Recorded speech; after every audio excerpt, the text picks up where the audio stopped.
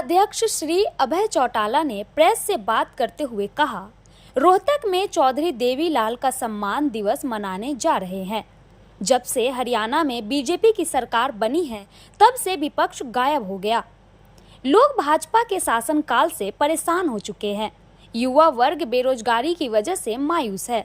मेरे अलग अलग कार्यक्रम में युवाओं ने कहा कि हम बदलाव चाहते हैं। 25 तारीख को आकर हम संकल्प लेंगे। आप सबको एक निमंत्रण है। 25 सितंबर को चौधरी देवीलाल जी का सम्मान दिवस है।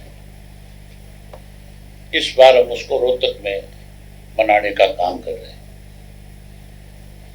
तो आप सबसे अनुरोध है, आप सबको निमंत्रण भी है कि आप 25 को जरूर उस सम्मान दिवस में आए।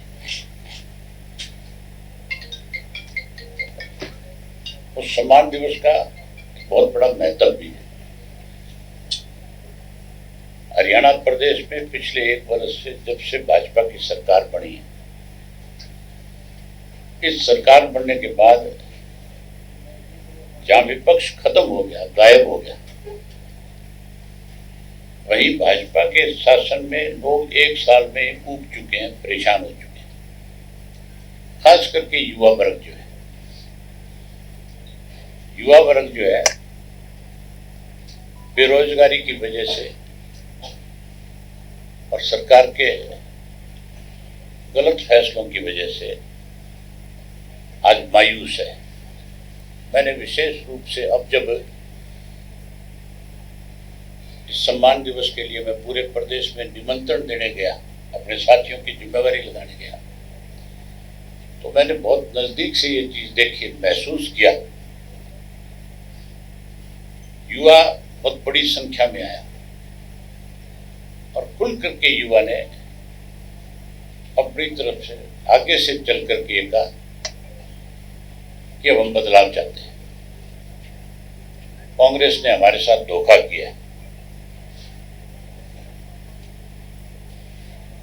और हम 25 तारीख को सम्मान दिवस पे आकर शपथ लेंगे कि हम तब तक इस संघर्ष को जारी रखेंगे जब तक प्रदेश में बदलाव नहीं लेंगे, चौधरी देवीलाल की नीतियों की सरकार नहीं बना लेंगे।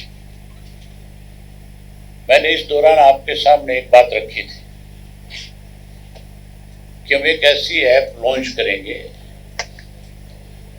जिससे सरकार के सारे डिपार्टमेंट्स की पोल खोलने का काम करेंगे। कोई भी व्यक्ति पूरे प्रदेश का मेरे से सीधे तौर पे संपर्क कर सकेगा उस ऐप के माध्यम से कि उसकी आज की क्या समस्या थी, उसने अपनी समस्या के लिए किन किन अधिकारियों से संपर्क किया और उन अधिकारियों की तरफ से उसे क्या आश्वासन मिला, उसका समाधान हुआ या नहीं हुआ, वो मुझे उस ऐप के माध्यम से लिख करके भेज सकता है और मैं फिर उसको आगे उच्च अधिकारियों तक पहुंचाने का काम करूंगा। और अगर उसके साथ न्याय नहीं होगा तो हम 15 दिन में उस व्यक्ति को न्याय मिले, इसके लिए सरकार को इस बात के लिए चेताने का काम करेंगे। उस ऐप का सीधा सा एक मकसद है, किसी की भी अनदेखी जो है, ये जो पोर्टल बना रखे हैं इन्होंने, जिससे सरकार पोर्टल के नाम पे अपने आप को छुपाने का काम करती है कि हमने इतने दिन के लिए पोर्टल खोला था, उस पोर्टल में आपने ये सब चीजें क्यों नहीं करी है। इन सब चीजों का जवाब उस माध्यम से सरकार को भी जाएगा और आप लोगों तक भी उसकी पहुंच होगी। मीडिया में भी अलग अलग जगह से हम उन सब चीजों को उजागर करते रहेंगे कि हमारे पास 1 सप्ताह में कितनी शिकायत आई इस तरह की, और हमने उन शिकायतों को समाधान के लिए सरकार के पास भेजने का काम किया।